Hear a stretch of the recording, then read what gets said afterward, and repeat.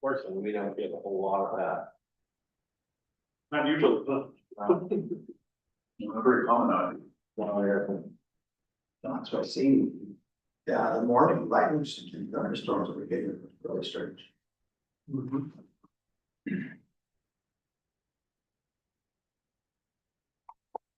Is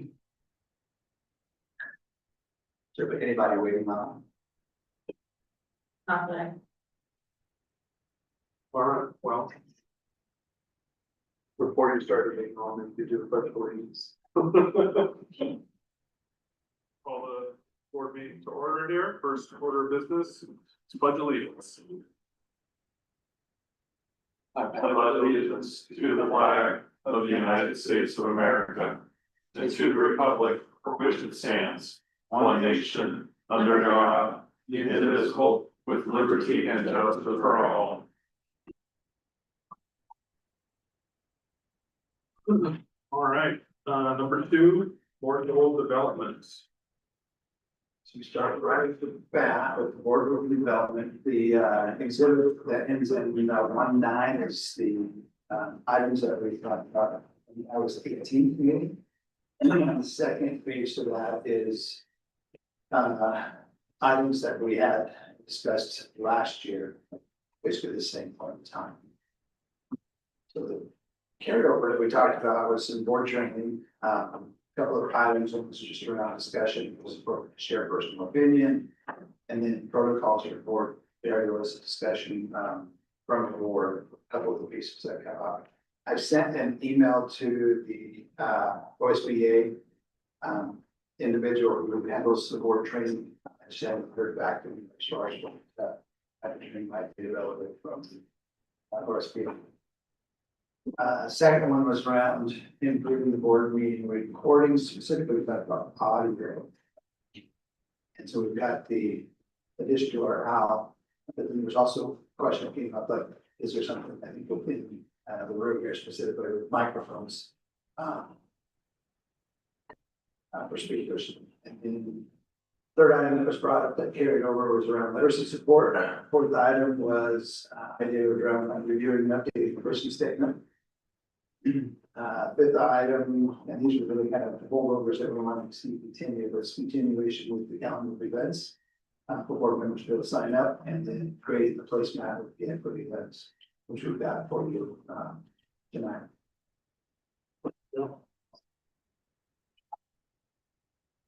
Some next pieces. Guys, we're just in discussion on the board, specific board goals. If there's any others you want to consider, and start to develop those tonight and bring it back to the next meeting. Action. Did you have any thoughts on board goals for next year? Sean? No,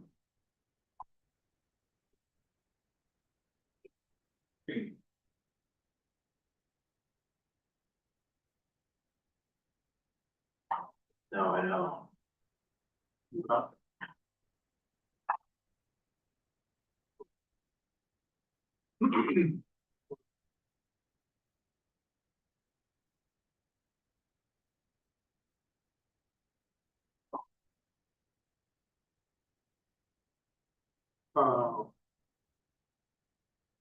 I think it'd be good just for the first one, if, yeah, you do, when you do your back, I mean, personally, I'd like to just have another review of when to bring stuff up and when not to bring stuff up. Let's talk about when, which is the first one. I do like the idea of also just reviewing the mission statement, even if it's just tweaks or revamping it or whatever. It's been a while. Do you remember when this one was made, John or Steve? Yeah, it was a long time It ago. is my time. Oh, is it before, is it? Has to be 12 or 14 years old. Oh, okay. Okay. Jennifer?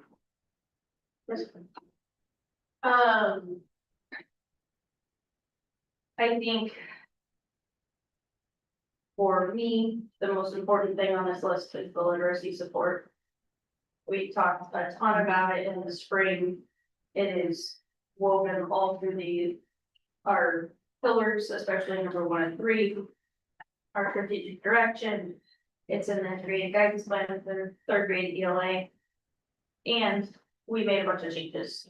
I think we would be absolutely out of line to not have something holding that accountable. If we're gonna say that is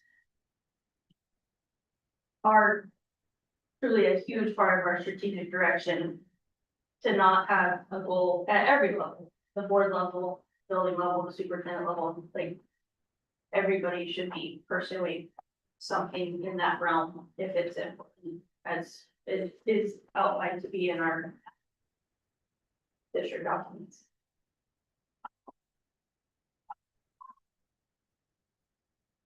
Yeah, that makes sense.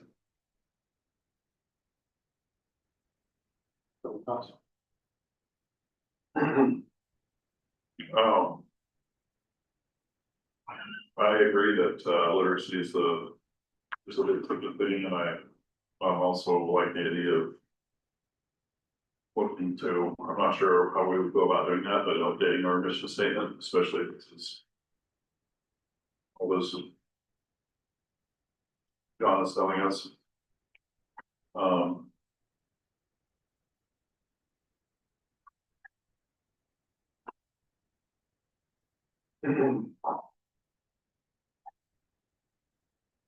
I actually think that, making sure that.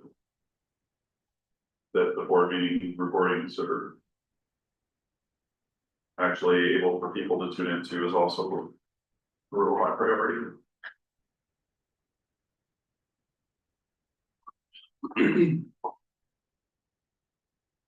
Even between our. Meeting and our real board meeting last week, I talked to people who are in the audience and like. Especially Jim's voice. I think partially because he's turning and talking to us, but.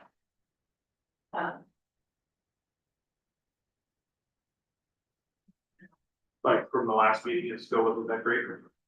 I didn't hear anything about the recording, but, Oh, okay, because we did. Like a work session or the church meeting and then the board meeting, right, and I talked to those people.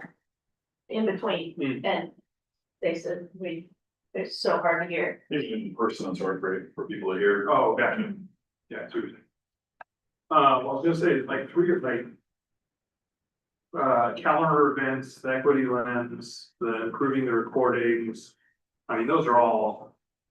I mean, can be goals, but they're all practical things that we're not having to actively monitor or anything, they're just Yeah. things to put in place and you kind of just do it every week, you know, Easy. you know. Whereas the literacy support, our own personal training, those are bigger things that would require multiple, you know, the whole year potentially to tackle. So yeah, I mean, I'm fine not just picking two or three if there's those littler things that are important, but aren't actively using all of our time to do it, if that makes sense. Yeah, honestly, like, I think we could do all these things that are on this list, this year, because of the nature of some of them.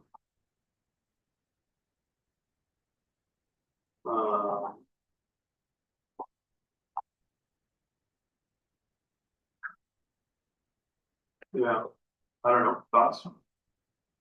We just gotta decide, I think, when it comes to literacy, what benchmarks or what. Right. Not necessarily benchmarks, I guess, is How we're measuring. what, I mean, how do we measure it at the board level? Like, what are we, Sure. gonna say that we're doing?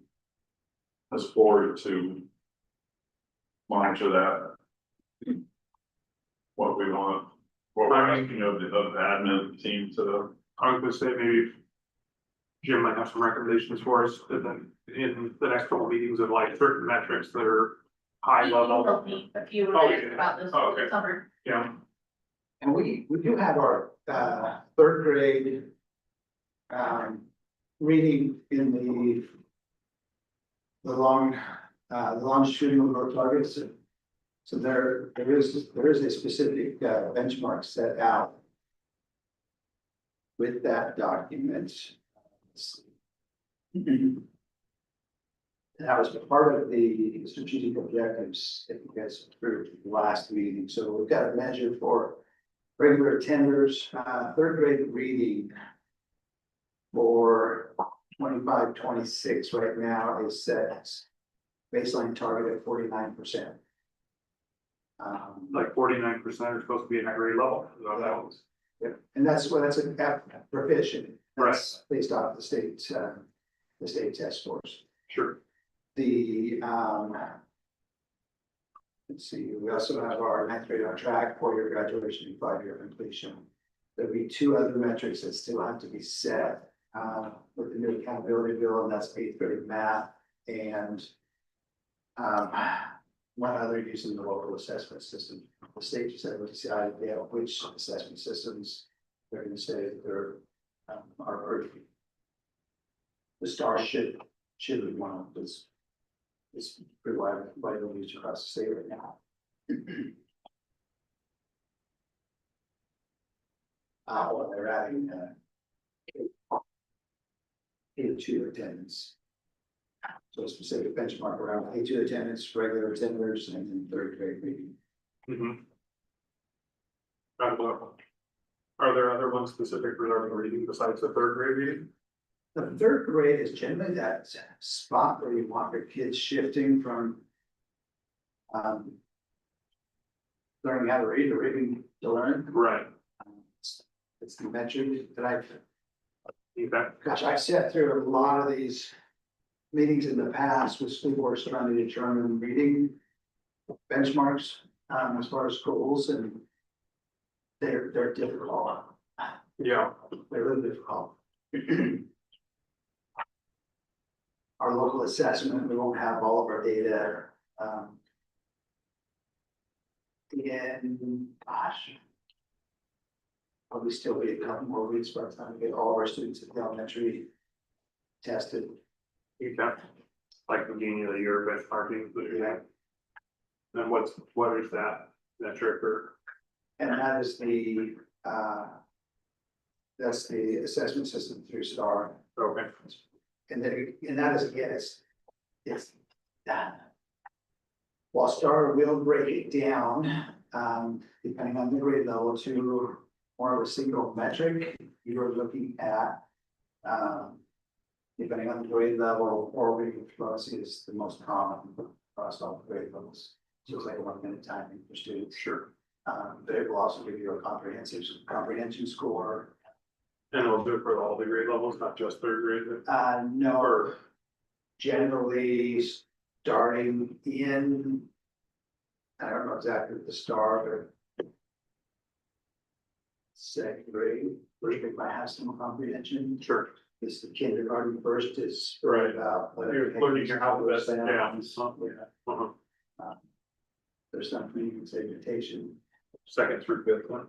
Yeah, I can, I'll have to look at the STAR and see if we actually start getting some comprehension scores, because it may actually start to happen with some of the grades of. The way they're benchmark. Right. That means that it starts to happen. Well, I mean, with the literacy board, I mean, this doesn't seem like a 1 year goal. It seemed like something we'd set up for at least 3 years, and then, like, if we're gonna use the STAR assessment. See where it's at right now, and then watch it for the next. How often do they do the test, just the beginning of the year or the middle? The benchmark will be 3 times a year, Okay, yeah, for all students. sure, and then we can. Get some data, that's hopefully it's trending the right way. One of the, I suppose measurements that Jim recommended was, by spring 2026, to reduce the number of students needing tier 3 intervention by a specified percentage, indicating stronger outcomes in tier 1 and tier 2 instruction. Jim, jump in if I'm wrong, but I'm remembering when Brenna presented it in the fall last year or whatever. The pyramid and like tier 1 is just your core. Tier 2 would be like with the reading specialists, and tier 3 is like sped. Yeah, generally speaking, yes, you start seeing those students in this area. So what we talked about, part of the change that we've undergone is strengthening our core. And it's, the idea is working that 80% of your students receive the services that they need to be able to. Kind of say advance, because we advance them all. They need, that the service they need through the core instruction that you would have. You'd have roughly, say, 12 to 15% of the students that would be receiving tier 2 intervention services, so a little bit of additional time. And then 3 to 5% of your students would be in the tier 3. And that would be generally if they're receiving some sort of special education services. Not always, they could be on that level as well. I think we're looking at the number of kids who start the year needing that tier 2 service and are able to move into just core classroom. That could be a pretty decent measure.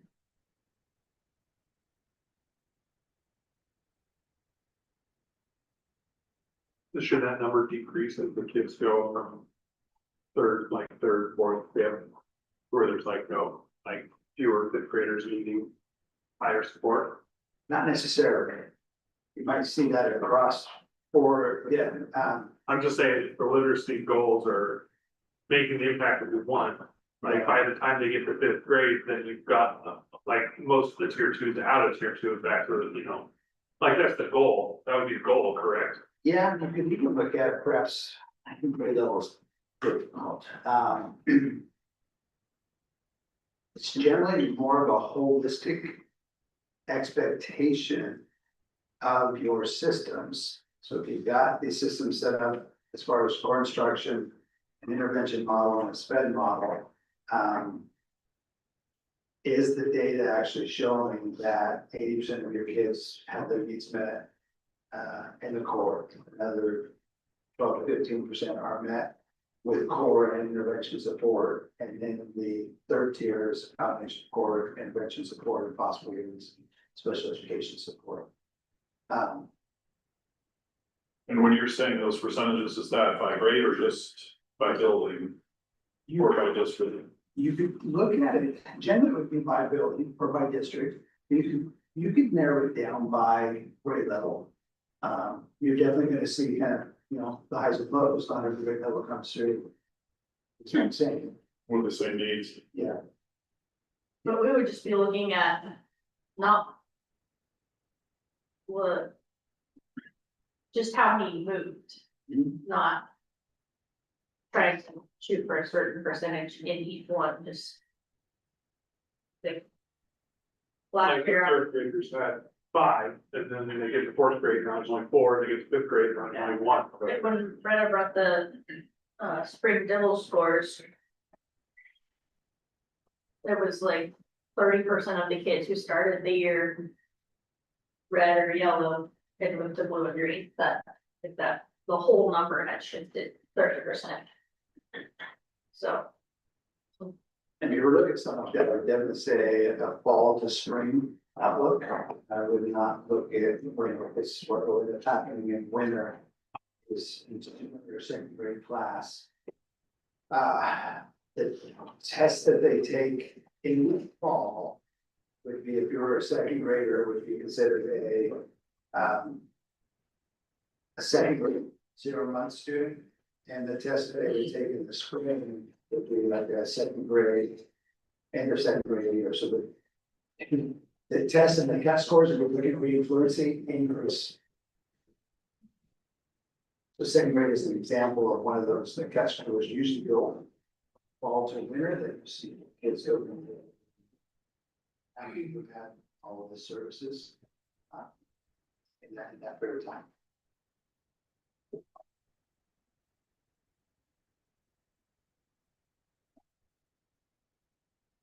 The other thing I think to keep in mind, we'll have a report from Stephanie literacy instructional coach on September 22nd.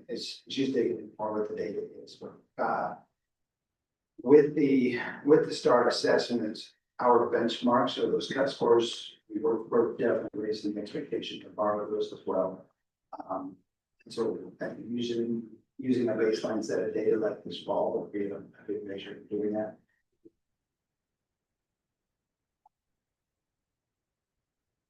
Do the things that the criteria we use to determine the level of support the student needs, does that change by grade? Like, are we looking at them having different skills each grade level? In the previous, Yeah, so here's my experience. The kids that start with a school, so say that a kid that started as a kindergarten and they don't leave. And then they go through first, second, third.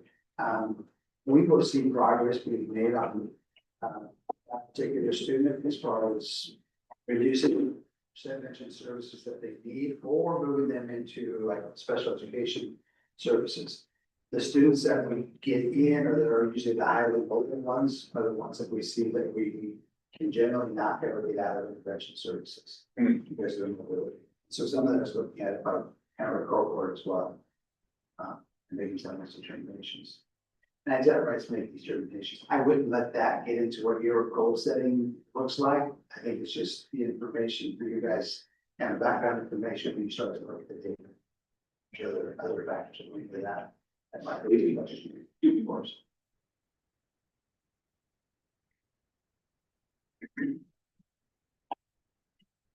much trending information do you have from year to year? You talk about looking at all these numbers of the future, it seems like we never really look back very far. And I know it's difficult because the test scores change in the tests and the tests keep getting and that sort of thing. But We have the trending data for the statewide assessment. But again, it's where you get into. I think the biggest thing that we're dealing with right now is how far you're going to go back, because if you run into the pandemic, really put the, and you get some of that data. Our data pre-pandemic, and I'm guessing on the numbers now, just based on what I remember, but we were approaching elementary third grade, 45 to 47%. And then pandemic, everyone in the country crashed and we're taking our way back out. Last year, we actually, math had an increase in a grade level. I would say third grade reading, I believe, fell. And looking back to our goal, stretch goal is getting back up to, I think we said 47% again, our students meeting. Third grade reading, 49%. So we set a goal last year of 47.5. Didn't beat it, and we got a goal this year of 49%. Yeah, I did beating it this year as well. It's probably not likely, but that's what we're shooting for. So when we talk about the board supporting literacy, what is the board's role in helping bring that score up? In budgeting, obviously. Yeah, and so I think some of the work that you've already done, being able to support shifting schedule at the elementary school. The adoption of a local assessment program, so increasing the amount of data that we have available to us, when we have available to us immediately. And then also along with that is there's differentiated instruction that can go along with that. So if you teacher, they can go in and they can test their kids now, and then the computer will show them by standard, here's how these students have done. The teacher then can go and either group them and say, okay, these kids are ready to move on.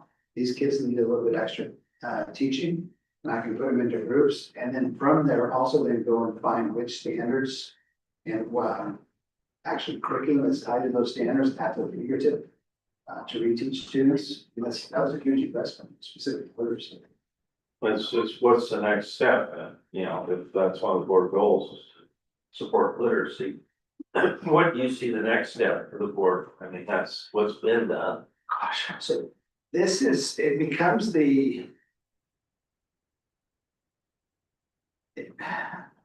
for me and all of you, I believe this, it becomes, do we continue to look at literacy across our system, in which case we normally can't do everything all at once just from a budgeting standpoint. So do we put more eggs in the elementary basket? Or do we say, you know what, we feel like we're pretty good at the elementary basket, we want to put more eggs in the middle basket, middle high basket, as far as support services go. And that's kind of that next step. Some of this is we also have range just around the budget, and yes, we are sitting on we're sitting on a good nest egg to be able to survive, I think, staffing for a good number of years.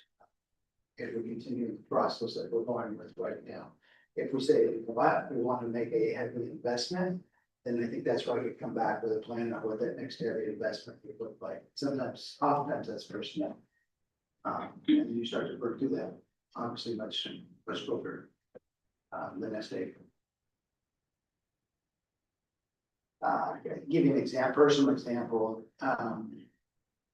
Ridgeview Elementary School, we have built up a really strong library media program, licensed my library teacher that was well informed and schooled in the professional development for teachers, supporting teachers with literacy needs. We went out and purchased a whole bunch of book sets for teachers to be able to use in their classrooms for instruction. We went out and purchased units of writing curriculum from UC Calkins, which is a curriculum and professional development provider. For professional development that went around that as well. And had just invested heavily in literacy from that view, from library media, but then also through the writing lens as well. Superintendent came through, there was a heavy shift in the, this was before pandemic, heavy shift from the state at the beginning of the CTE. And so there were shifts within the district as far as personnel in order to get more CTE licensed teachers at the high school level. Part of that was I lost my license diagram teacher. So that's that, where the district either wasn't able to or chose not to add while holding everyone up. There was choices to make to reduce over here as far as staffing, so we get staffing in areas that the superintendent and board want to see improvements in the district. So, policy expenditure level.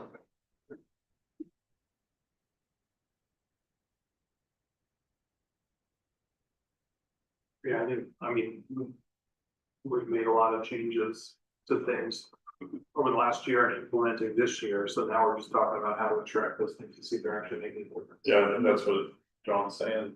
We, as a board, we've already, this district's made this investment. We're not necessarily saying let's do another one. It's how do we determine whether or not the investment that we've already done is working? And I think that that's like what we want to see, and we can try to figure out how the board,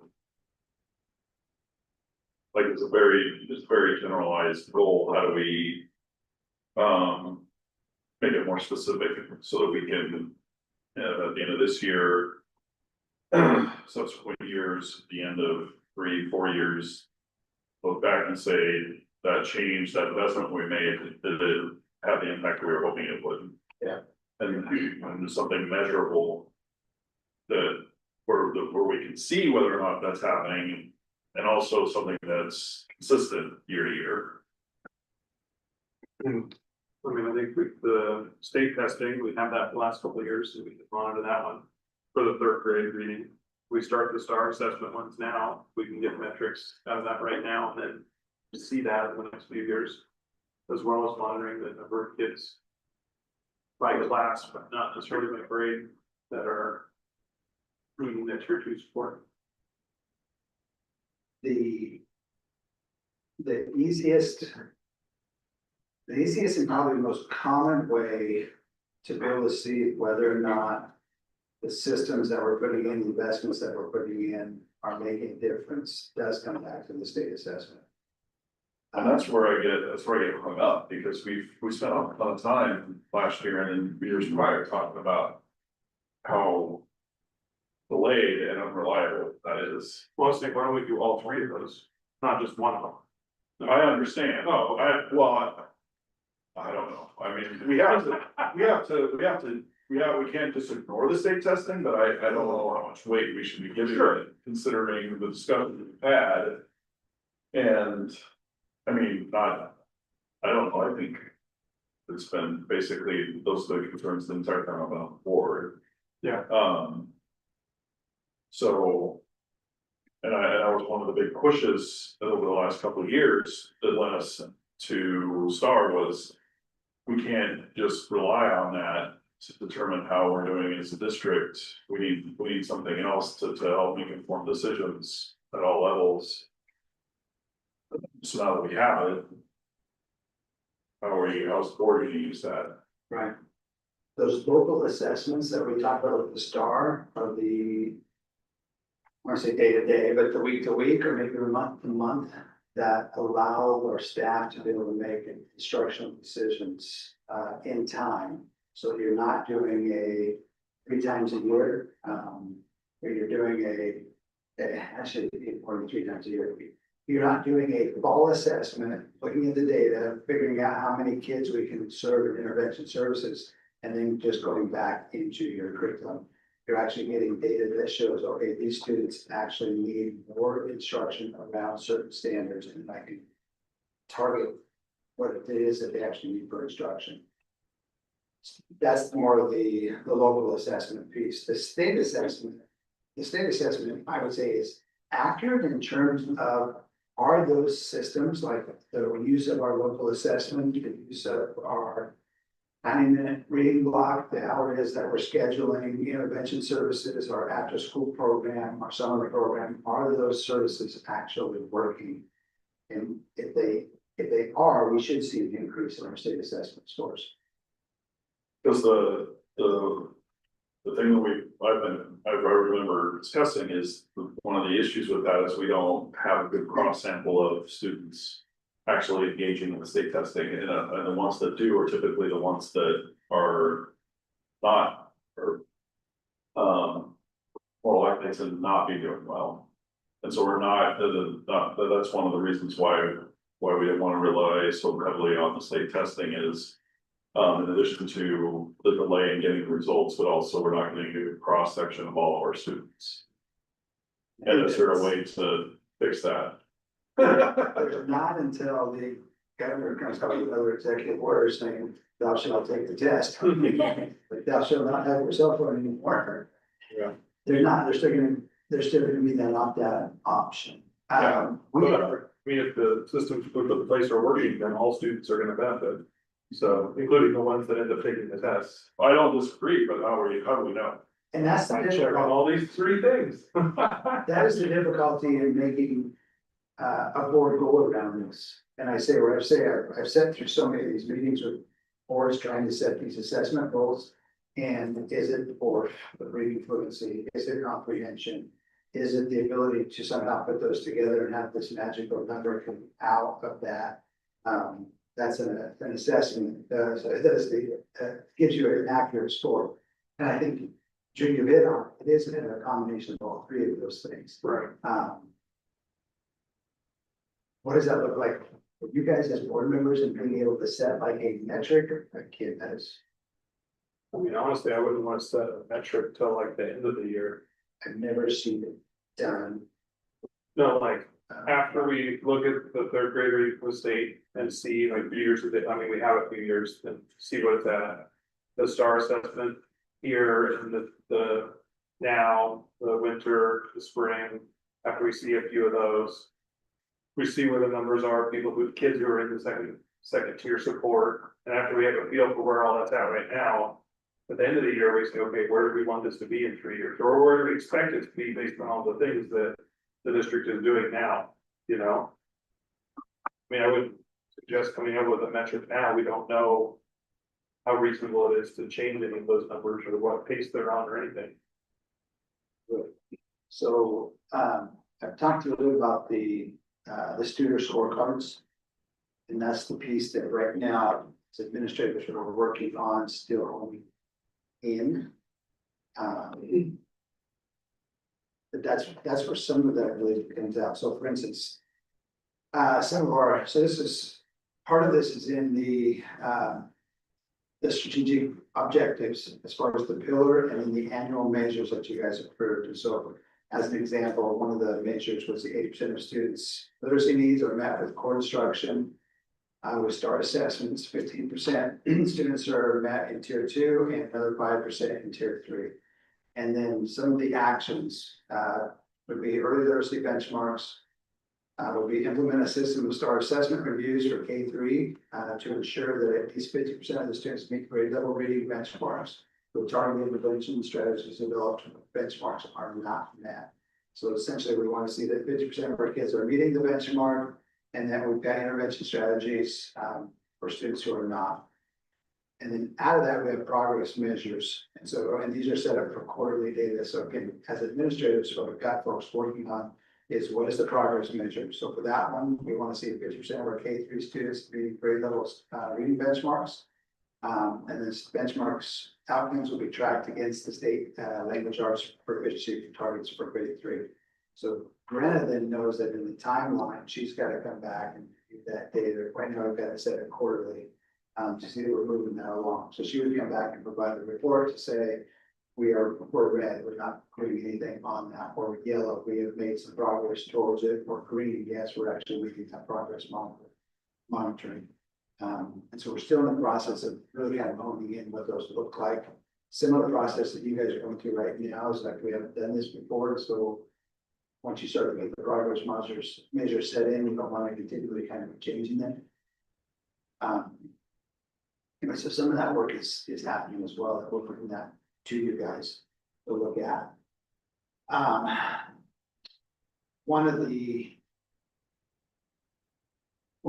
biggest things, and also understanding that the goals that were already adopted as far as strategic measures, I mean, essentially those become board goals as well for the district. I would suggest it's okay. With reading in particular, it's typical to come down with a score as far as a board goal. But understand the power that lies within the reporting that the principals come and provide to you as far as progress measures towards meeting those particular goals. And it's often can be really uncomfortable. You guys hear about it is when you start doing E's and F's lists, teachers view that as I'm failing.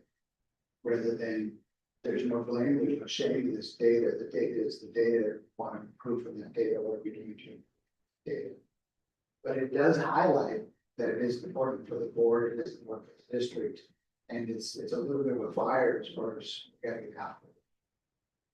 So that is some reporting that we have regardless. And I'm just back to what Drew was saying as far as you can't really highlight one thing. So if you do the state assessment, you say this is our goal, we're not meeting our goal. In order to start to meet that goal, it is the system that meet that goal. It is the STAR assessment system. It is the professional development. It is shortening the core instruction. It is our school schedules and the intervention schedule that we have. It is staff and all those things go into seeing those schools you can improve. That's it. The moment you start talking about the scores, then you start to hear, well, the thing that we're concerned with is teaching to the test and this arbitrary score that applies out there. And that's my job and the administrator's job to say, that's not it. If we're doing all these other things that we say are research-based and are good practices, those scores realistically should take care of themselves, including if parents don't want to test their kids, they've got the right opt out from taking. And we will continue to job the test. We'll continue to make it as important as we can. We made some changes this last year. You'll see this when I did Division 22 reporting to you.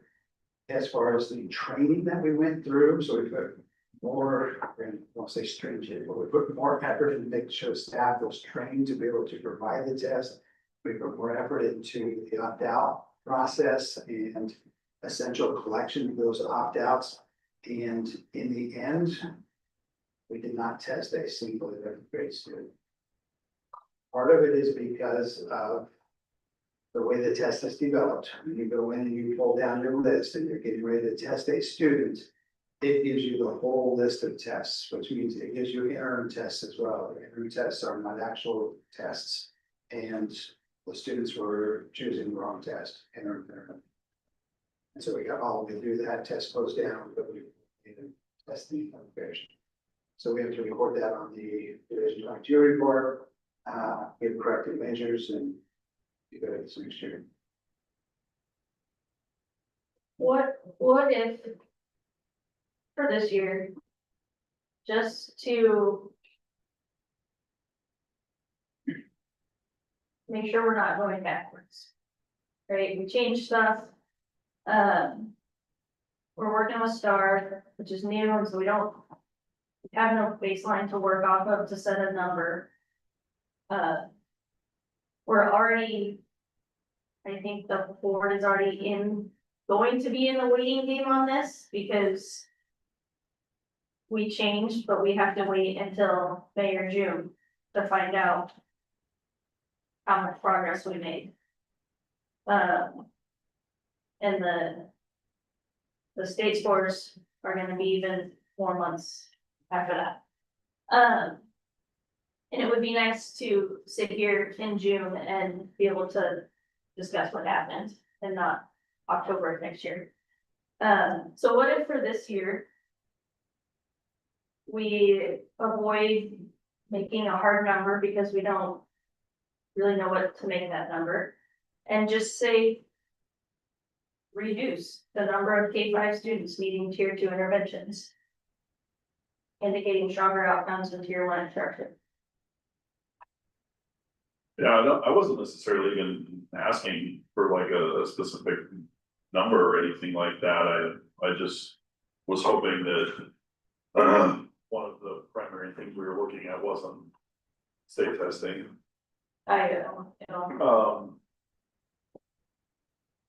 And having something specific like that that we can refer to, because A, we made the investment, B, we made some pretty significant changes that weren't popular with a lot of folks, and want to be able to say like, you know, we did this, do this. We followed up to make sure that actually had a positive, the impact we were hoping it would. Right.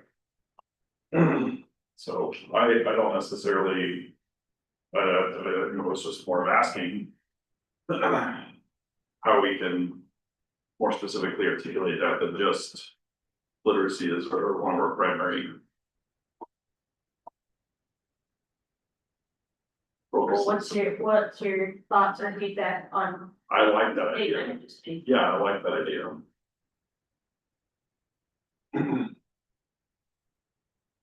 I mean, and that's one of the suggestions you got from Jim, correct? Yeah.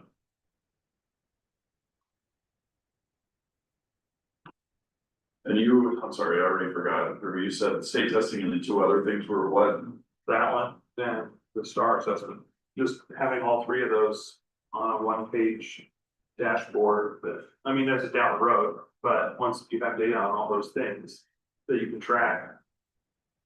I mean, that you could track monthly at the end of every month, how many kids are meeting tier 2 or sport, and by grade level, and what is the group by class, whatever makes the most sense. Well, I assume Brenna would bring, as she did with Dibbles, will bring the, whatever's appropriate benchmarks, to Right, present those. yeah, and then we also have the starting on there, and that's what I was thinking, just looking at it all year to figure out where things are at, where they're trending, and make sure they're going the right direction.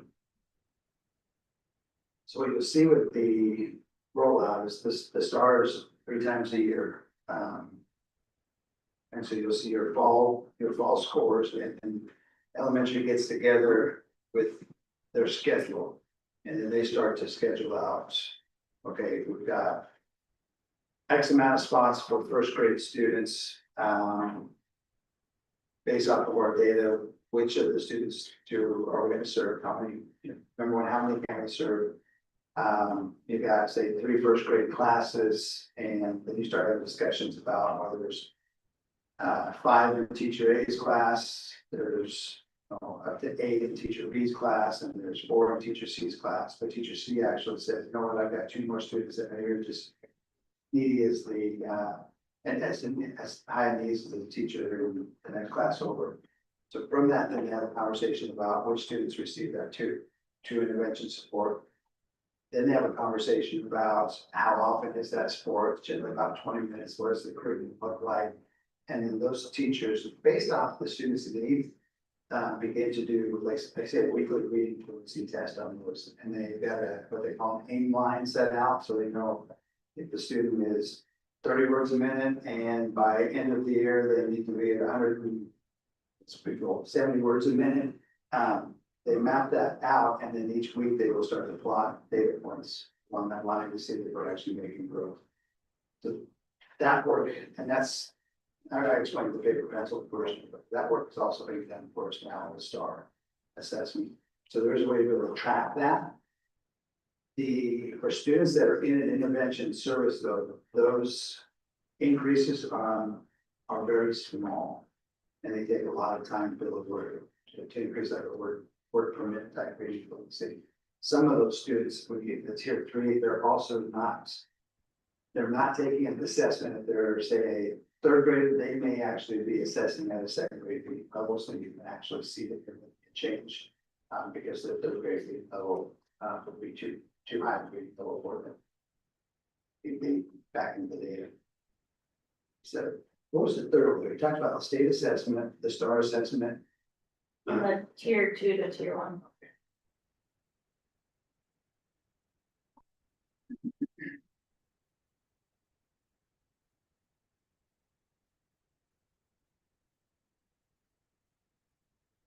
So some of that, just kind of playing around with some of this, so that would be like an incremental growth target.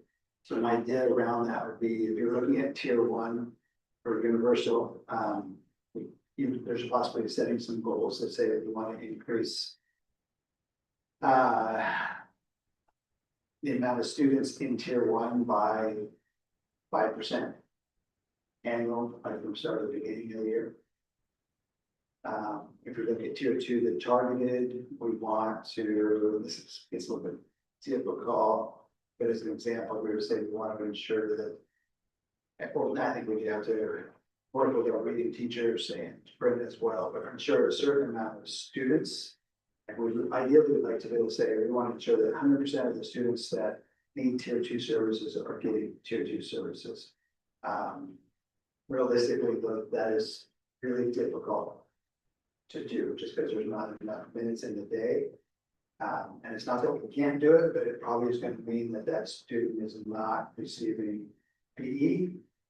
They're not going to receive music, they're not going to receive library, they're going to be held in from recess, and they might be missing part of their math time in order to be able to serve like the entire population, just because there's so much time in the day. And there's a whole bunch of other activities and academics that we go through. But anyway, that's an example as well as a target, and then can do something similar with tier 3. As far as the growth, to ensuring that we have a certain amount of students that actually receiving tier 3.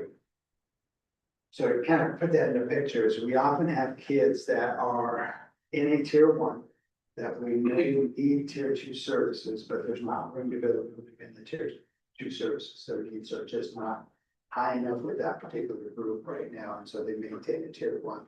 And when room becomes available, then we make a decision which students drop into that tier 2. Same thing often happens with tier 2, is we have students that quite possibly could be helped with tier 1 services, but we don't have room in the tier 3 services for those students to go drop into.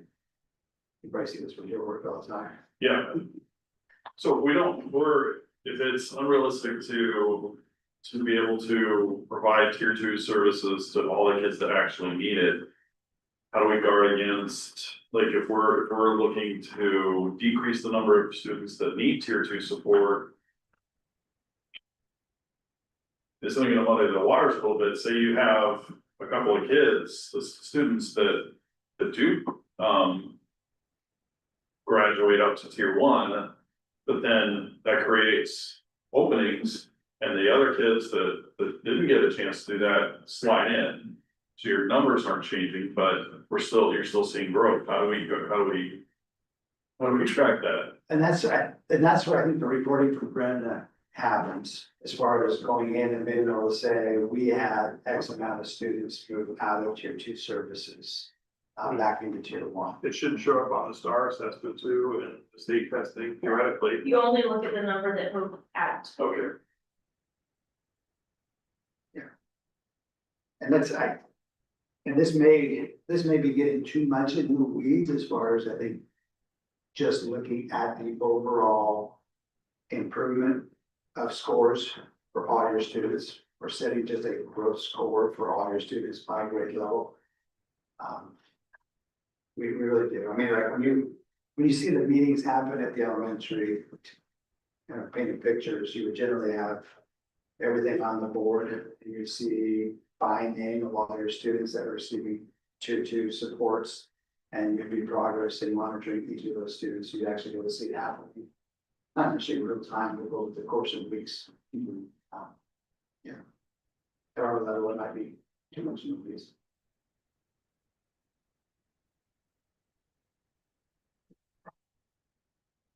John. Something we're gonna say. No, no. We do have our literacy vision as well. We have the ELA cut score as far as our longitudinal growth target. September 22nd, Stephanie, our instructional coach, will come in and do a board report on. There'll be some general information around STAR and STAR data, so it's, you guys have a bigger picture as far as how the data is put together. With that, there should be also some conversation or reporting around the expectation as far as where our test scores have gone to from where they were at. So she's digging into the middle scores we're now aligned to the state of Oregon scores.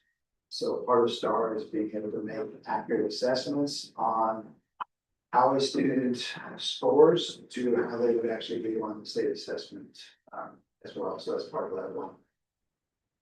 Some of this is going to be us learning the system over there as well. STAR assessment.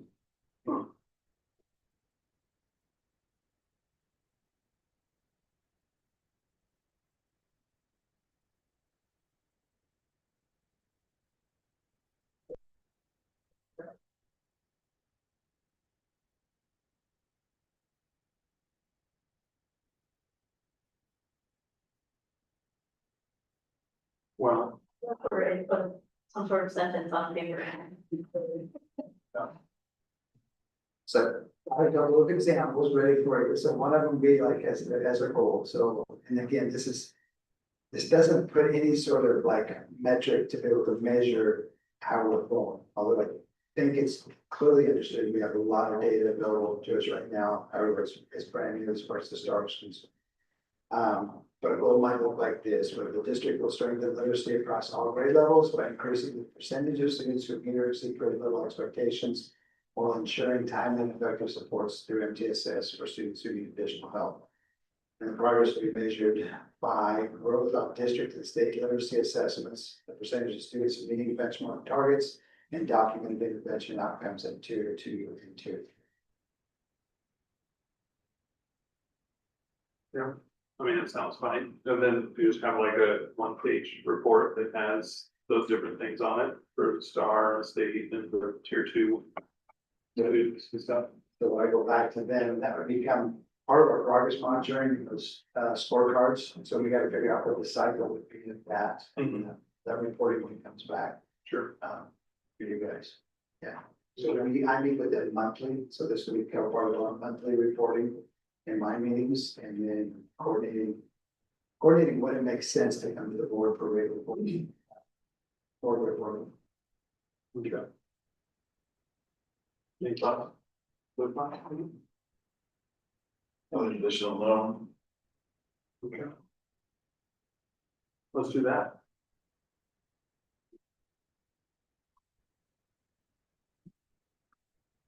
Well, if there's no other comments, we can go on to board policy. Are we? We spent a lot of time on number 3. Are we gonna say that some of these are short-term goals and keep them? Or are we making a goal about the mission statement, or what do you guys? The piece for me about the mission statement is, we've got one more work session, late winter, early spring, I believe. We've got 2 things going on here as far as board training. I think your guys' time is, if we were to do a review or updating of the mission statement, it would likely be at that next work session, second half of the year. However, that also might be the time which we do the board training. Both of those things can take entire meeting.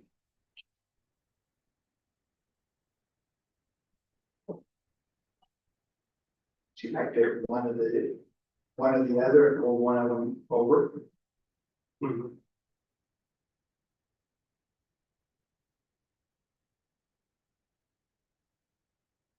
Yeah, I think I picked the board training probably, I was gonna pick one. Us. That'll be my preference as well.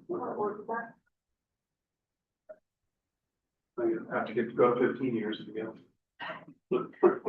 It's a good issue statement, Yeah, it really is. I don't see any glaring issues with it, so. Okay. Then, what's our plan for microphones? I mean, have you looked at, is there any way to have our own mics? No idea. Is I that don't something think you that we used to do it. Oh, okay. Yes, it's very possible and not very difficult, and not very expensive. Well, then I would recommend that. Or like one per table or something. I don't know, that it's like right next to you almost. Yeah, and I think, John's talked about it, that they've done that before and how well it worked. Not really Well, well. it didn't work, but yeah, it's Maybe all, technology's better now than it yeah, was. maybe, so. That's the feedback I've been given, is the setup is pretty much as good as it gets. It comes down to you guys using your loud voices to be In terms of the online stuff and in person. and in Yeah. person, They make ones that just, like, it sits right here and it has a mute, unmute. So if you're eating your salad or you're looking at it, or you can mute yourself. And question really, involves if we go inexpensive, I don't think you're gonna find much of it. Sure. If we actually make an investment, and it's probably in this room, a wireless investment. Then we're investing into the room. Somehow finding out if we can get things piped into the speakers. But I can get a quote, find out what that might look like and bring out. Speed or one of the companies that does that. Get an idea what it would cost. that'll be a big deciding factor. Yeah, That is, What's awkward about that is not listen to your own booming voice as you're trying to talk. And I think that was part of the problem too with the other systems. If you did get close enough to the microphone, then it was so loud that it was, the acoustics aren't the best in this room. It kind of echoed right back at you. So I think that would be a challenge too. even if we did projected it here, but just microphones, so the online stuff is better. I don't know. well, we haven't heard anything about whether or not this has picked things up Has made it better. better. I've not gone back and listened to any of the recordings. I went and listened to the charge session and I don't think it was a little bit louder. I don't think it was like clarity wise was not better. Sure. The issue is if you're sitting out there, obviously if my voice starts to almost higher, you can hear it, it's more of a whisper. But I mean, obviously it's a board meeting, so I'm using talking. Mhm. Sure. Okay, so let me just, I don't think it would take a lot of volume for them to hear, just a little bit. let me do some research on what might be recommended, get a recommendation, a quote. no, if it's some kind of thing, Mike, where I gotta remember to mute it, we're in trouble. Or I'll do. I'll say here. It's usually, We're in control over there. they usually set up to where you have to push to speak, and so then with that go, they go mute. So it's usually a reminder, don't forget to push your button. Nice. All right. The other things on here, we're just continue to do, and this one's already done, it looks like, so. Yeah. All right. Now we can move on to board policy. Yes. So we've got policy season, so just a reminder as far as the sequence we go through, they always start with review, and so the things that are in review right now will come back at the next meeting as a first read, and then the meeting after that as an adoption, if they go through normally. The first one though is the policy BDEH and BDEHAR, which is our public comment. We reviewed this and there were some suggestions to change at our last. Was at the board session, so it's invited you. Should capture those changes. I don't know if you guys are read it or not.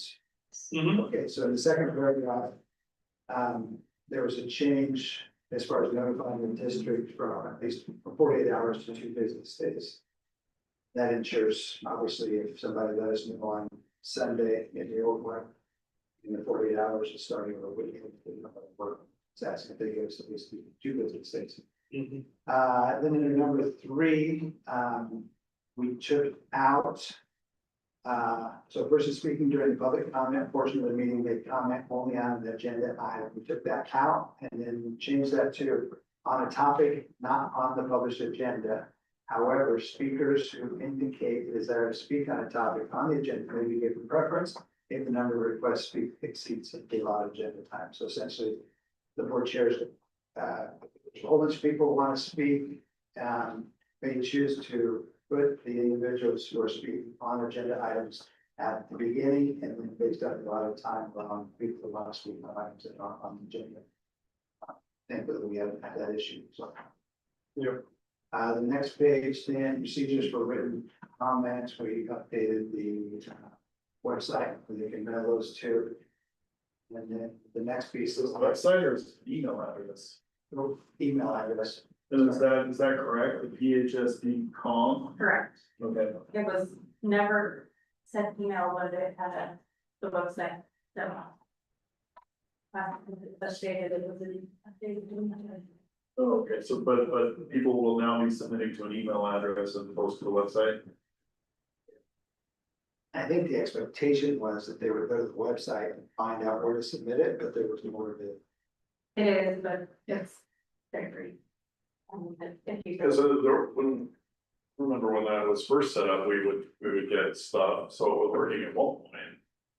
It's on there, but if they submit it on the website, it goes to that email address. So it ends up in the same place in the policy said email, so there's email address in there.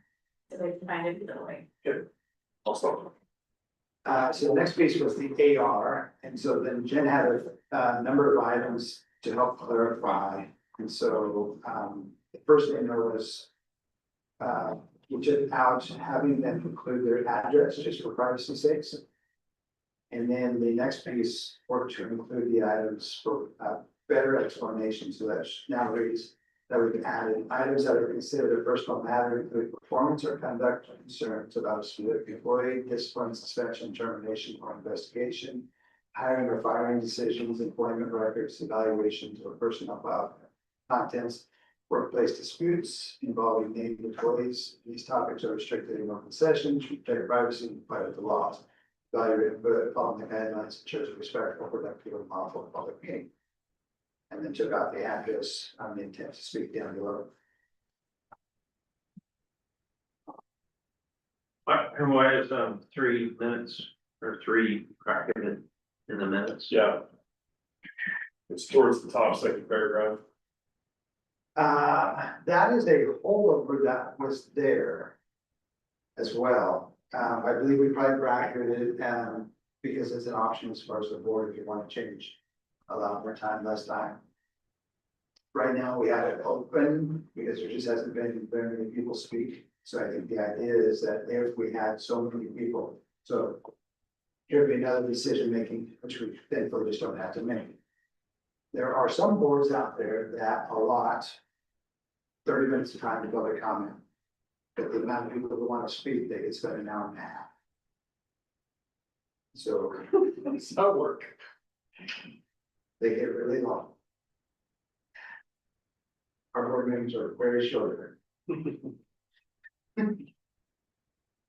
Well, no, I'm just saying, like, if you only allot, they allot how Not much? everybody gets to speak. Yeah, well, no, I understand, I'm saying how long, maybe I'm.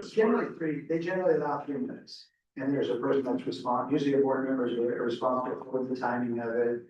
They've got a procedure to say, hey, I'm gonna put up a yellow card when you're 30 seconds out. And then red card when you're minutes out. I was only commenting that it made it sound they allocated a short period of time for their public comment, that it goes way past that. So that's why I was. Yeah, they have, there's usually always written, the board chair has the opportunity to be able to extend that. Depending on what's going on, and I think that also gets down to how many people are really speaking to the agenda items, and if they're coming as a group, then we ask them to have like a dedicated person who will speak.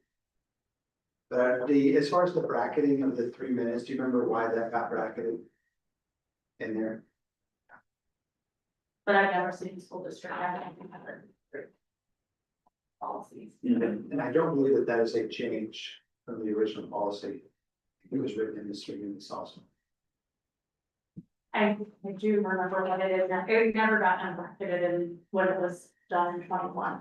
Oh, interesting. Yeah, so it was, I think, just something that didn't get deleted I, eventually, but. Oh my God, I remember that.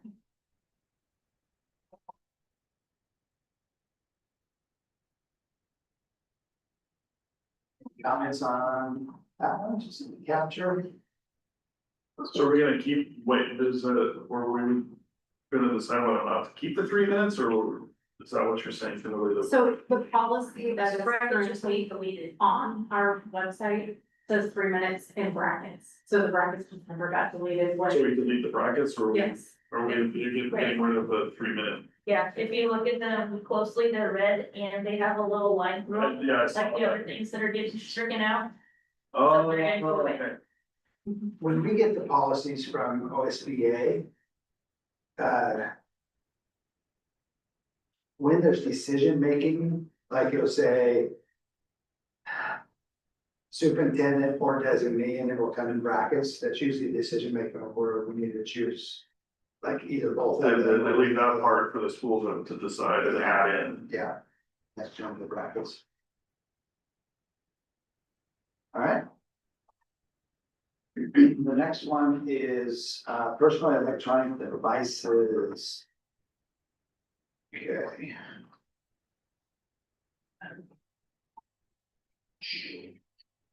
So, this is a sample policy that the US committee came up with. In addition, I sent you guys an email today with this little attachment, that's about check for the copy. So, we surveyed both middle school, high school staff, and then also, parents in our community. So this is background information for that.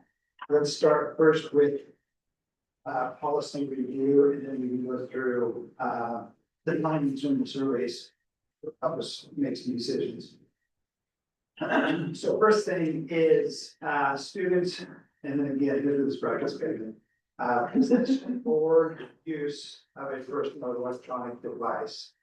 And so, you should not have been. Yeah, that's. Yeah. I went a little too far on that. You know, a little excited there. yeah, so suggestion is in doing this is that we would not prohibit possession of, we would prohibit the use of the cell phone. And as far as that goes too, so we suggestion be student use of a personal electronic device is prohibited from the start of regular instructional hours until the end of regular instructional hours, except as provided below. Personal electronic devices can be used when students are not on school grounds and are not under supervision of school personnel other than a school bus driver. So this is interesting. So for instance, if you have a field trip or an athletic team that is going to an event and it is during the instructional hours, so it's 1:30 in the afternoon. If it is only the bus driver, the students can use the phone. If it is another individual on the bus performing supervision, they can't use the phone. Does it only teachers, like what about if it's a coach and it's not a teacher? Coach as well. Oh. Yeah, if they're providing, anyone else essentially on the bus at that point in time would be providing the expectation to be providing supervision. Gotcha. Such as the executive order. So anyway, so that's that basically. Wow. The next paragraph, except as otherwise provided in this policy, the personal electronic device means any portable electrically powered device that is capable of making and receiving calls and text messages and accessing the internet independently from the school's network infrastructure. So Rusty brought this up, is it makes sense when you read capable of making and receiving calls and text messages, because that includes generally all phones, whether it's a smartphone or just a flip phone. But as soon as you add in and accessing the internet, then you put those three qualifiers together there, and the non-smartphone would be excluded. So the suggestion would be that we go and receiving calls and text messages and or accessing the internet. I think that takes care of showing that would comply with the executive order. This includes headphones and earbuds attached to personal electronic devices, does not include laptop, computer, or other device required to support academic activities. The personal electronic device may be used when use complies with the terms of, and so these are basically the three exceptions. It's a medical provider's order for care or treatment of a medical condition. So an example would be a student who has diabetes, and the phone helps monitor their diabetes. Number two, students' individual education program or 504. And three, a written exemption provided for the student based on the request received in the AR that's attached to this. And the school administrator will respond to such request within 10 days. Underneath that, personal electronic devices, and this is a decision-making point that we've got to make, must be placed in district provided pouches or storage. That's that would be one choice. May be kept by students in lockers or backpacks, but personal electronic devices are not to be stored in the student's person or in the student's clothing. Another option may be stored on the student's person, but may not be used and will last during the regular instruction hours. So those are three examples that they've provided for us to be able to make, and we get, obviously, if you're launch for compliance with the executive order, put there on as well. I'm still stuck on this thing on the bus. I don't know that with the survey that's gone out, that too many people understand that it's how it's gonna work either. Because basically, so anytime a sports team is leaving or any kind of group is leaving to go something during school hours, even on that bus during that ride, no such devices. According to the executive order. Right. Yes. Wow. I'm thinking that was like the band trips, If it was during the instructional hour. right? So you, No, you're good, you're not gonna be listening to music, it's gonna be sitting there. well, but I mean, I don't know, I'm thinking of like the way that that those are coordinated, these like they have been. I don't, there's, yeah, We don't have a ton. And there's obviously gonna be some of the management piece in here, and working with individuals on how it is they monitor that, how it is that they enforce it. well, I'm just thinking of like it's not very, it's not. Well, shoot, even with the sports teams. It's not just the bus riders who make a stop. Everybody's, wow. Like Well, the it's like- communication, so from you- the communication from the adults to kids, like, and I'm thinking of these long trips that the van goes on, we use phones to keep track of everybody. But we can't do that if it's, like, if they're on a trip on Monday through Friday. Yeah. 8 to 3. And there may be something, so there's also an exemption piece to this, if the principal can go through, is we can look at the AR like that. And I look at it as, we will develop a policy that complies with the executive order, and we will work to follow that to the best of our capabilities. And that was I mean, we haven't gotten to it yet, but since you bring it up following it, they say that they're gonna be monitoring. It's not only that they wanna see the policy that we have, but they're gonna monitor, and I'm curious what that looks like. They will monitor They will monitor that. We've actually got a policy in place and the policy is where it's supposed to be. The Department of Ed doesn't have time to do it. Yeah, that's why, I was like, It's the spirit of it. I think we know the spirit of what we're trying to get after is distractions that are caused. Right. But even with myself, all my boys had, at one point in time, I believe, a hotspot on their phone so they could use their laptop when they were traveling, because it's not on bus travel. And the sports, so they could do their homework, so they didn't have to come home at midnight and basically their work and wasted 2 hours of travel. So, but there's a, we have an interview.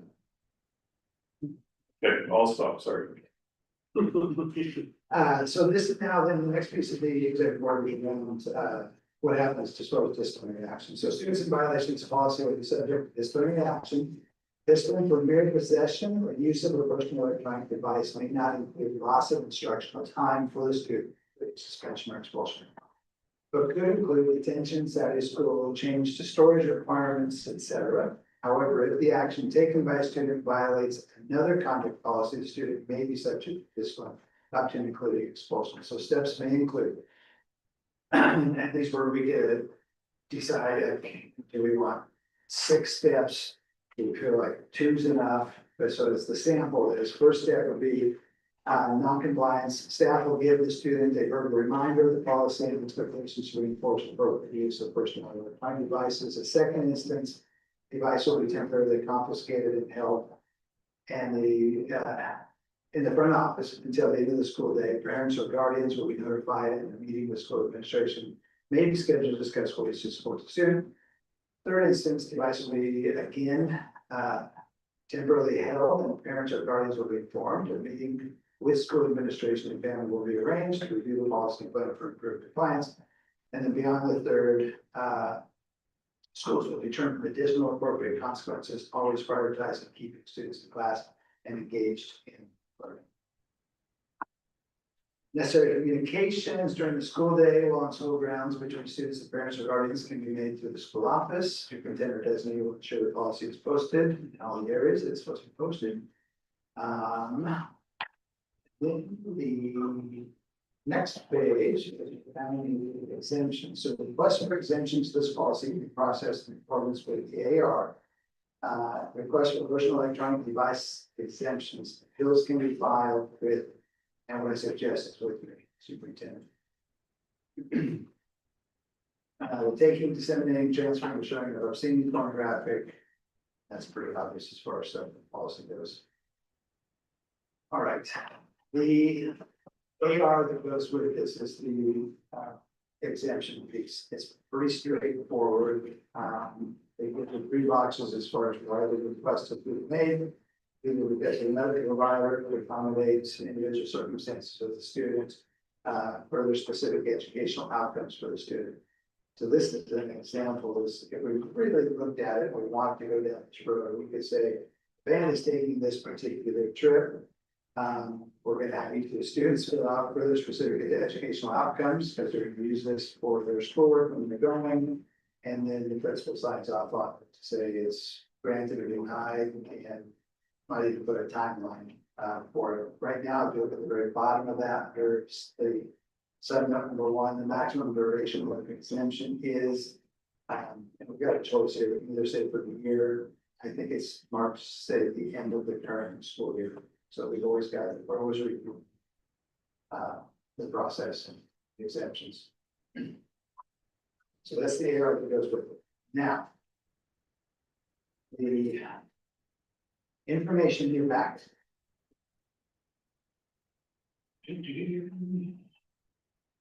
So the executive order is really pretty straightforward. Phones, smartwatches are to be off and away during instructional hours. We've already discussed what that means as far as on the school bus. What it means if you're off campus. So the exemptions that are available, the enforcement cannot result in the student losing instructional time. So survey insights. So the staff is this first part here. So we have 28 responses, which is pretty high. The major themes are we have a strong support for off and away from bell to bell. We had a storage preference. We were little bit split, so some supported secure pouches, so they have what's called a yonder pouch where they can slip them in the pouch when they come in. Study Slide's done this year, so every student got a yonder pouch. If they lose it or do something to break it, then they have to replace it. I think they're about $30 a piece. And then there's places around the school, outside classrooms where they can go. If you think of like a clothing tag, when you buy clothing, and they have a special, and then pop it off, they can go to that spot and, you know, pouch it out. With their phone now. Let's see, others preferred locker, backpack storage, and then a lot of the staff actually rejected, teachers actually taking custody of the phones. They didn't want to be responsible for the phones. Smartwatches, the majority of them treated like phones, often away from class. And the enforcement was preference for simple, consistent, office managed consequences. So if it's out, it goes to the office, the parent picks it up. It's very simple and straightforward. The parent surveys with 312 responses. And then the grade bands that were represented, so K-5, so if parents did is they had the option of going to the survey and actually selected. If they have a student K-5, they can select that one. If they have one to 6A, they could also select that one. So this way you can see there's, could be, you know, if you got 3 kids in each level, you select one for K-5. So about 41.3% of respondents had a student K-5, 43.6 had a student 6-8, 58% had a student 9-12. Support for phones and smartwatches often away all day. And there was 53% that said yes, we were supportive of the policy, 46.8% said no. It's important to note here is that it did not give them the opportunity to differentiate between phones and smartwatches, but when you got into their responses, it was clear that the way in which we view phones and smartwatches are different. So for instance, while they can see a phone, yes, put it in the backpack, put it in the locker, the watch was no, put it on their wrist, and if they're using it like they should be using it as a phone, then deal with it through the consequences. So when you see that, it was just a, do you agree with this phone and smartwatch? So they either answer yes or no to that holistic question. You can see it was somewhat split. Preferred storage method, 67.3% wanted backpack or locker, and then it dropped to 9.3 with the secure pouch, 7.7% with the teacher. 5% said not brought to school, and there was a whole bunch of other categories that came up that there was all less than 1%. Smartwatch policy restrict only if misused, and was 60.9% and 37.5% said treated as same as phones, where it's often play. The discipline, I think pretty well overwhelmingly. Parents wanted to be contacted to be able to take the problem on their own, then look towards the behavior of our students. And 28% thought there should be discipline outside of instructional time. So discrepancies between staff and parents. So obviously the storage was one, staff didn't store the pouches and lockers, but this is not having teachers handle the phones, when parents showing the preferred backpack, locker storage, and less supported pouches or teacher managed options. And it was smartwatches, staff treated like phones, when most parents prefer the stored to be used. Common ground between the two, both parents see phones as a classroom distraction. Support often away, both emphasize the need for clear, consistent enforcement, both acknowledge exception for medical educational needs, and both call for communication alternatives through the Office of Digital Platforms. I think that will be a big one as we go through this, as we have to definitely go back to shoring up the communication, like an office would have been before we had such things as smartphones. What does that look like as far as communicating, understanding with parents that, yes, I understand you called the office, however, where they're used to like having that immediate communication, that immediate feedback, it's going to take some time to be able to get that, notify the student or learner, get them looked at the classroom, interrupt the classroom, and then make a determination of whether or not the connection falls through, and whether the request was if they expect my child to be able to call them back, we have people in emergency situation, so I feel like and reground ourselves in some of those things. The alignment with the executive order, It was supported by both groups to some extent as far as the prohibition. No loss of instructional time for discipline, there was alignment and then exemptions, both versus basically exemptions. So I guess a couple of discussion points. One of them is thoughts about storage mode, how do we store them? So if they lock in a backpack or if they go straight to a pouch. There from the cell phone, the smartwatch, and then discussion of the enforcement for. Believe that questions. I guess the pouch doesn't really make sense to me. You put it in, you walk to the place to undo it, you put it in your pocket and drop the pouch in your backpack and run home free. What am I missing? Not a lot. Not a lot. I mean, there's going to be, I always go back to the policy piece. Think about policies in terms of making things better, not necessarily going to be solving all of the problems. And then, as things evolve, you'll find shortcuts, ways around it, things like that, and the policy has to evolve. I was thinking about the more that from a budget standpoint, that's gonna be an investment.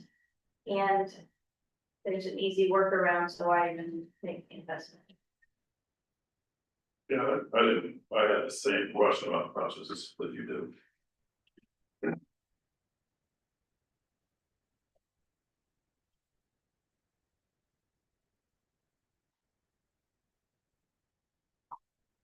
In the comments, that you kind of touched on it, but there was several that were, like, my kid wasn't allowed to use the phone. Is that a problem over there? That no boys school, I don't think so.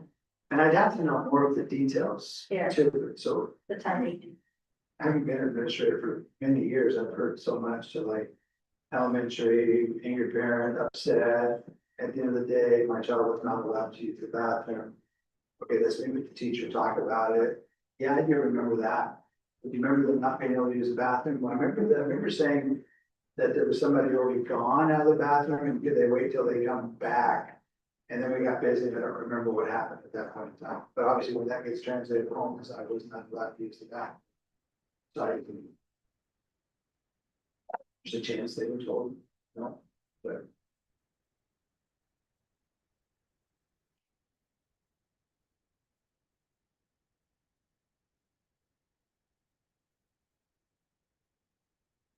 The, any general thoughts from the information and the steps for non-compliance? Because it is clear, so here's, my thought is this is. A lot of steps for the progressive discipline system. Usually ends with. Suspension or expulsion. And so there's generally more steps involved to get to that point in time where you suspend or expelled from the field. Suspension and expulsion is not an option with non-compliance with the cell phone. And so I don't see spending a lot of time going through step 1, step 2, step 3, step 4, step 5, step 6.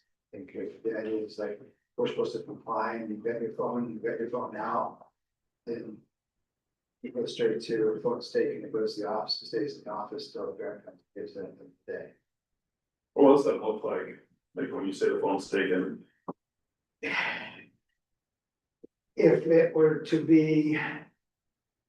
And that's what we have to work that out, I think, with the staff. And so I'd have to see what other schools will do. We have staff members who would be able to enforce that on their own, would not have a problem saying. Stephen, you've obviously got your phone out, right now it's sitting in your lap, put it on my desk and. You walk over to your desk. And we have staff members that would not want to touch that at all, they would go to the phone, call the administrator, expect the administrator to come down, walk into the class. We have others that would say, I don't want that disruption in my class, they would say, Stephen, I need you to go to the office. And give your phone to Mr. Powell. And so I think we have to work through that as administrators. Do we have consistency in our buildings, and do we allow for some discrepancy on how staff, individual staff, or may want to deal with that? So we anticipate there's gonna be some pretty inconsistent. It is really easy. Now, I'm talking generalistic here as well.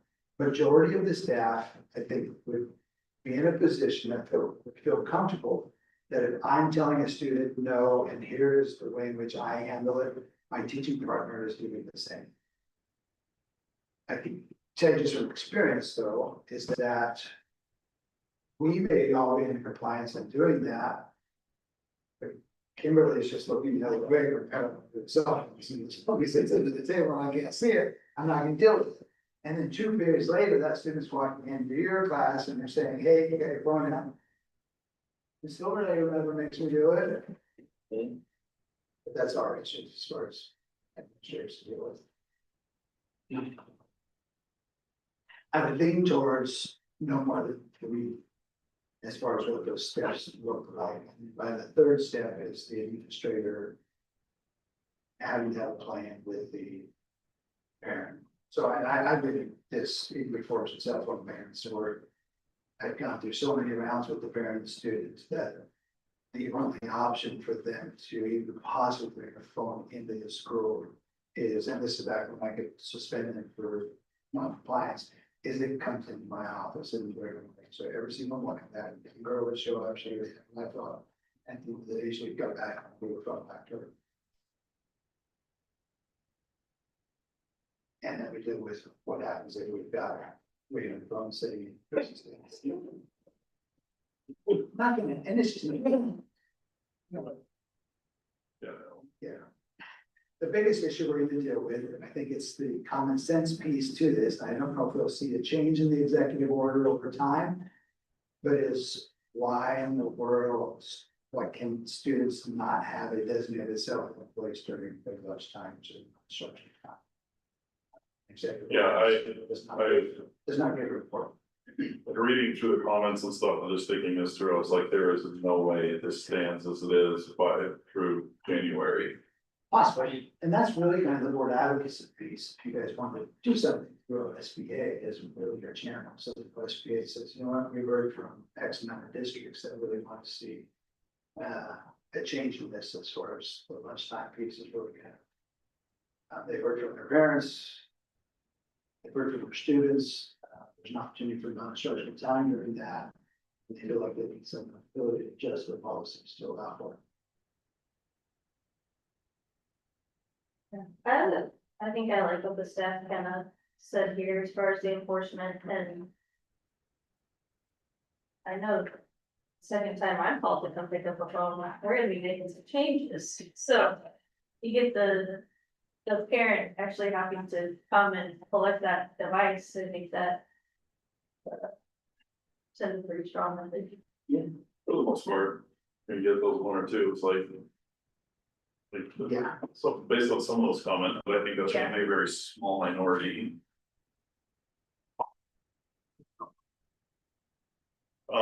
Yeah, for 16 before they got a cell phone.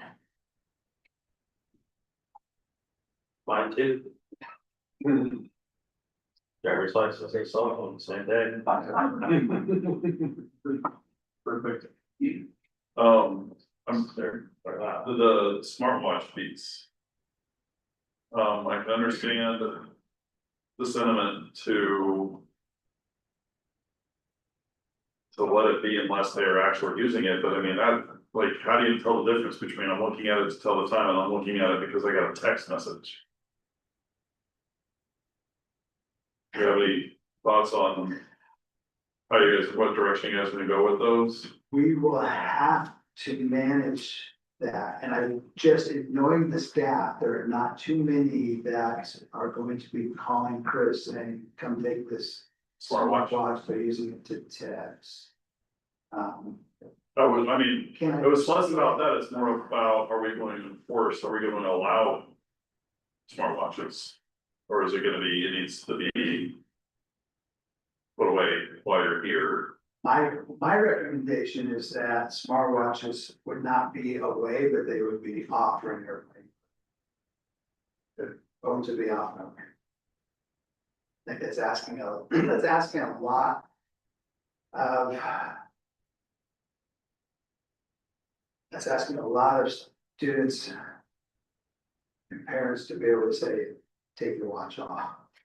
Yeah, that's what I was asking. And it feels overreaching, but I don't,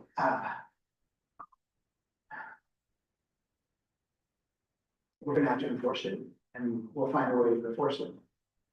And there's always the opportunity, it's hard to be able to overreach and then respond to a whole bunch of angry people and feel like we've got to adjust back versus to perhaps not reach so far to begin with.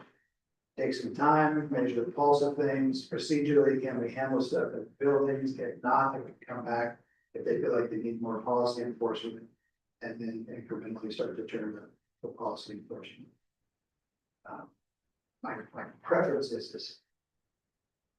There's a whole bunch of districts that have already gone out and done this, and I'm not seeing or hearing a lot of backlash. Right now, it's still early though, we're getting these into it. But I think from in my experience here, Chris, I think I said this many times, it's like. If we ask a student to do something, for the most part, they will not. What's the? Peer pressure is the right word, but. Like if you're coaching a sport and somebody is goofing off in the corner and you send them to run lines. Yeah, the rest of the team straightens up pretty quick. What's the, we roll this out and it's being enforced and. Classmates see a couple kids have to take their phone to the office or whatever the thing's going to be. Does that? Help with compliance? If they see that it's being followed through? I think with a very small percentage of our students, yes. I think with the majority of our students, it can actually be seen as kind of a badge of honor. It is kind of the silly rock group, another freaking wall. Hey, teacher. Leave them kids alone. No. So just, there's definitely a fine line as far as what the fights are that you take and how did you approach a teenager and giving up something that they have grown up with as a right, not necessarily as a tool. Yeah, there's plenty, and you saw those in there, I think, as well, if you look, there's plenty of individuals, plenty of parents that said. We didn't have film growing up, we were just fine. But there's a whole different generation that's. They were born with a phone.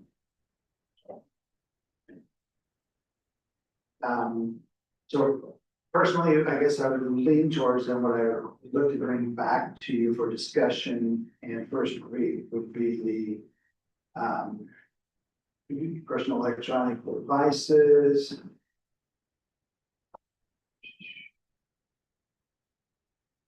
Maybe kept in students' lockers or backpacks. The personal electronic devices are not to be stored on students' persons or the students' clothing. And then there needs to be something in addition here that smells out, smartwatches. Maybe worn but kept in airplane mode when not to be used during instructional hours. There's gotta be some additional piece there. The steps to include, I would look at reducing those from 3 down to 4, and we did that. And ending period faster. And again, my reason is because I suppose that we can do a Saturday school with students, but it doesn't lead to expect suspension or expulsion. It's faster as far as the decisions to be right. Those are really the two big pieces as far as people are used to policy and stuff, but I'll back to. Thanks. Next policy, so these are two of the same policies, just one of them is written, under IGAV, NJO, and the other one is falls under JO and the GAV. Changes are essentially the same. I'll just go over what the changes are. So on the first page, they are removing their letter C, they're removing and place of birth. We're including guardians with parents and then data of entry into the school. And that has to do with the district maintaining program records for students. That is the same on both versions. On the next page, they're going to J, they're including and, so attendance and data withdrawal from school and removing the next letter there. So such additional information as the district may prescribe. That's the same for both of them. And then next paragraph down, the district may, they removed also request the social security number of the student. And then took out and will include the social security number on or record only if the eligible student complies with the request. Same on both. There's a sub-note at the bottom. Records must be provided without undue delay, which may not exceed 10 business days from the date of the request. For the records may be redacted only to the extent necessary to protect personally identifiable information of other children unless disclosure is authorized by law. That is the last, the only changes to the policies.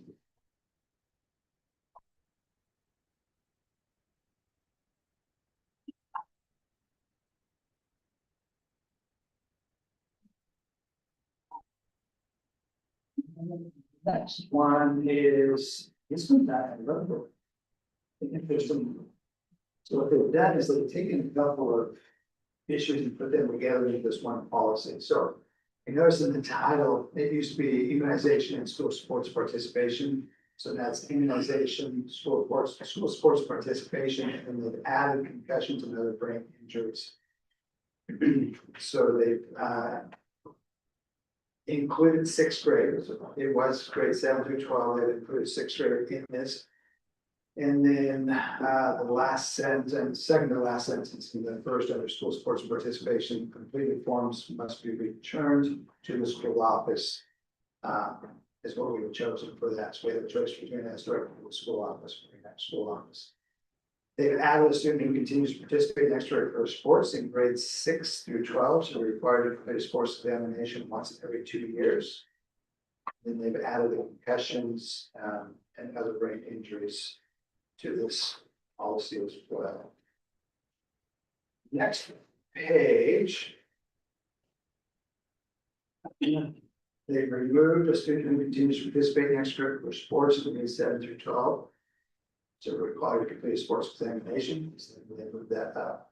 They've included the next 3 paragraphs that are in upon receipt of written notification from a parent or guardian that a student has been diagnosed with a concussion or other brain injury by a healthcare professional, and that accommodations are being requested. The district will follow all procedures developed by Oregon Department of Education to develop and implement the temporary accommodation plan. Written notice is not required with district protocols. Any accommodation will be communicated to the parent or guardian, to all teachers who provide instruction to the student and or other employees who have regular responsibilities for physical health. And the last day accommodations will be in effect no later than 10 school days after the written notification is received by the district and will be reviewed as needed, but no later than every 2 months. Rest of you have a question about the accommodations showing up in this section. And there is a lot of ODE discussion about accommodations. The accommodations, I think where the confusion comes in is we usually think of discussions only link back to supports, but not how the concussions can affect students' daily lives when back to the classroom. So those accommodations have to do specifically with jumping back to where the student might receive additional time on doing homework, the ability to wear sunglasses, frequent breaks. Related accommodation. Also, just looking out for certain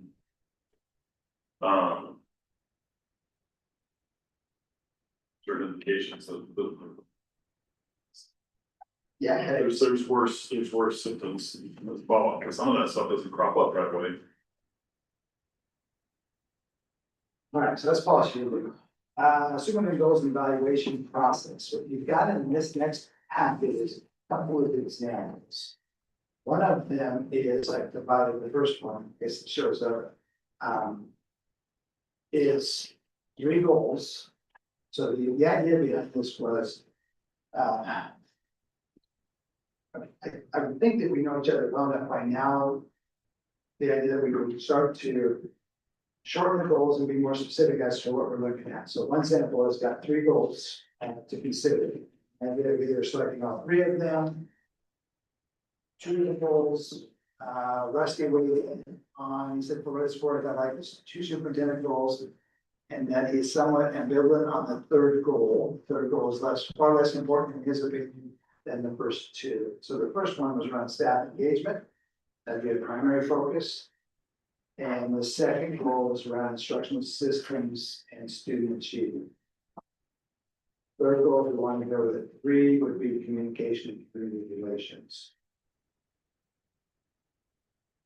And then the next packet here was a goal for each of the standards, similar to what I've written in the past. So it would be essentially 8 to the standards to consider.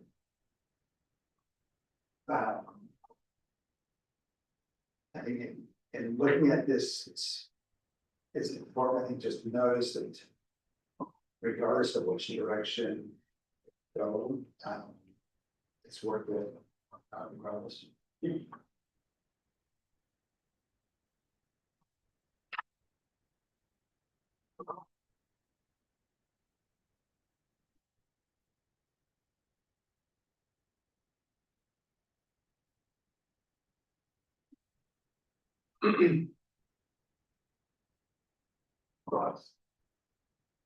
Well, I've only been around for 2 superintendent evaluations. That said, they both gone very well, you ranked very high, and so I like the idea of these things that are just more, yeah, specific, more Pleasant Hill specific, and things that kind of mirror what board goals are, and rather than just something that feels like it horribly. So you like the 2, Yeah. okay. Thoughts from you? Anyone, thoughts from either of you guys?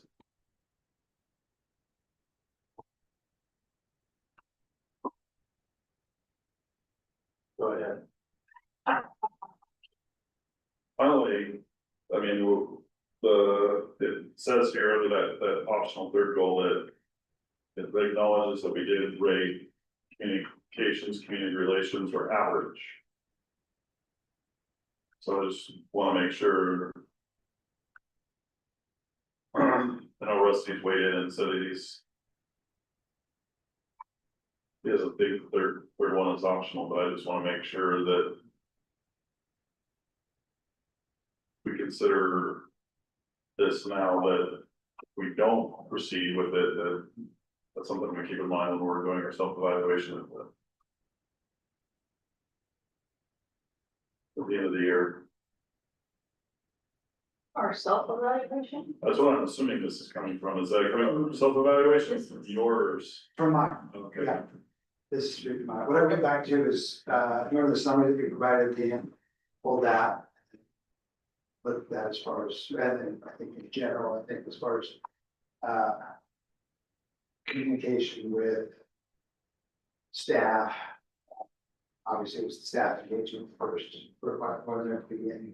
I think that's really, for me, that's a big one moving into this next year because of the changes that we did make. We've got our professional development piece with the administrators as well, and now the federal funding is coming through. I've identified those called rounding principles, so that the administrators have got specific questions to go and actually round with staff as far as the assessment system. They just did professional development, so they might round with staff to say, how did the professional development go? Do you feel like we need some additional professional development? How was the testing schedule? What issues do you see? How can I better support you? And then we've got the upbeat survey that I've mentioned on the previous board updates that's available. And they actually will provide professional development for the administrators as well. So there'll be a fall survey staff. Give the assessment and they provide professional development as far as building up to address the survey information we get back.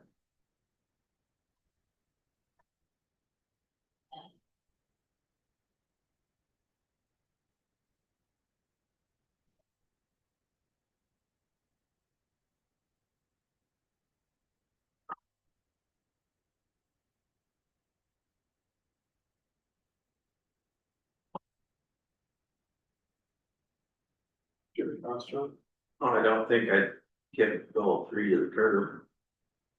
you said you don't think you would do it on. No, I don't think so.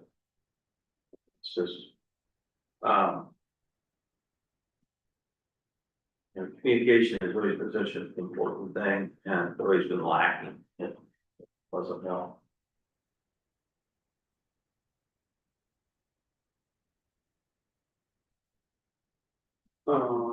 Yeah, my thoughts, I definitely like the three goals that you had here, over the other one. So that'd be my preference as well. Yeah, I think. Yeah, I would kind of say maybe the same thing, John, but I guess I think that last one is more important than we might think it would be initially, you know?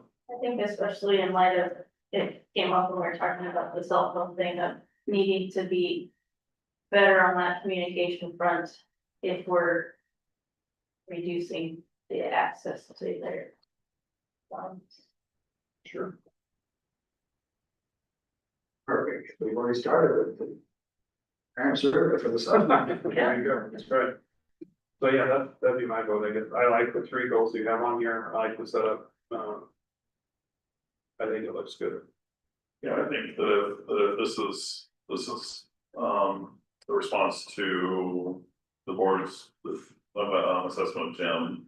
And that we rated the communications average, I think is more conclusive with the goal in there. Okay. So yeah, I can move forward with that one. Okay, we'll bring this back next month or next meeting for approval.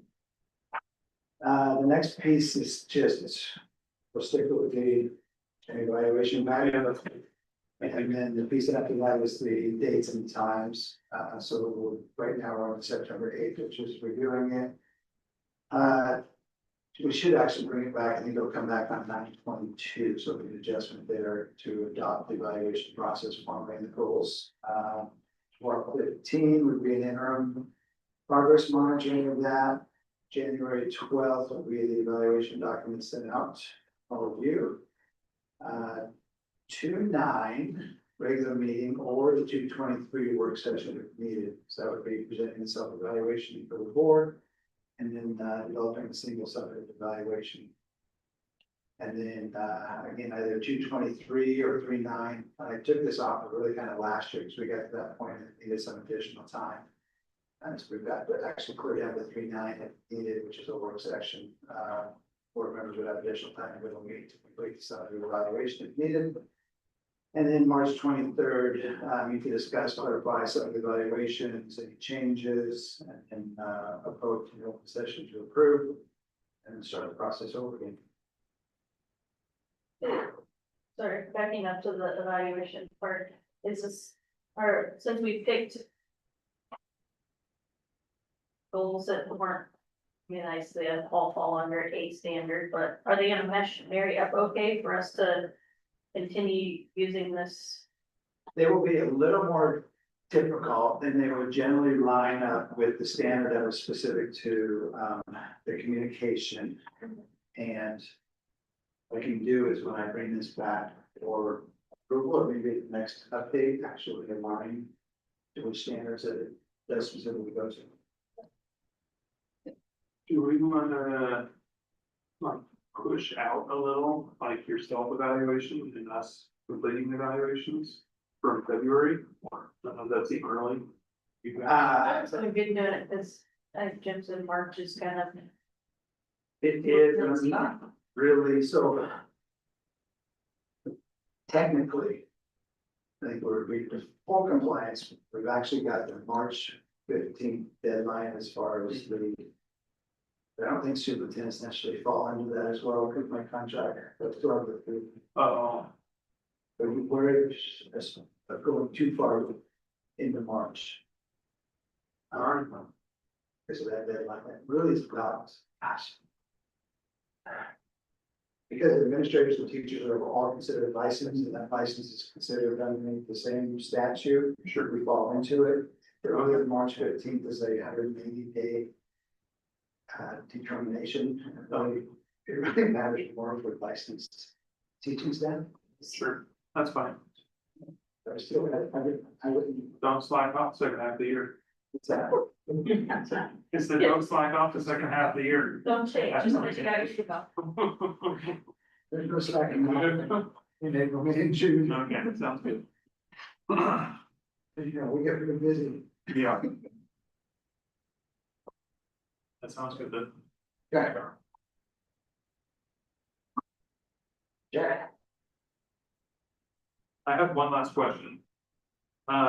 When's the equity committee you meet for the first time, and when do we get an update on that? So I've got a meeting set for September 30th. I've got to reach back out because I sent them an email saying, hey, please respond to me. And we've got this, and we've got the schedule and I'm very back.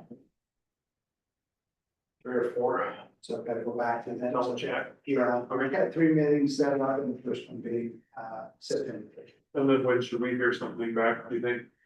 Would imagine it would be the October meeting, which so far is just an update. We don't have a lot scheduled for that first one, other than we've got to have an opportunity to get to know each other. They need to elect somebody to serve as the chair and vice chair for the committee. We'll go over the guidelines as far as expectations for them.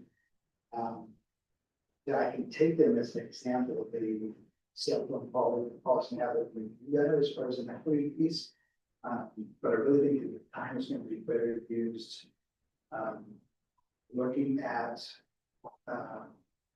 some of the survey data that we might be looking at for the year as well. Sounds good. I really want to sit down.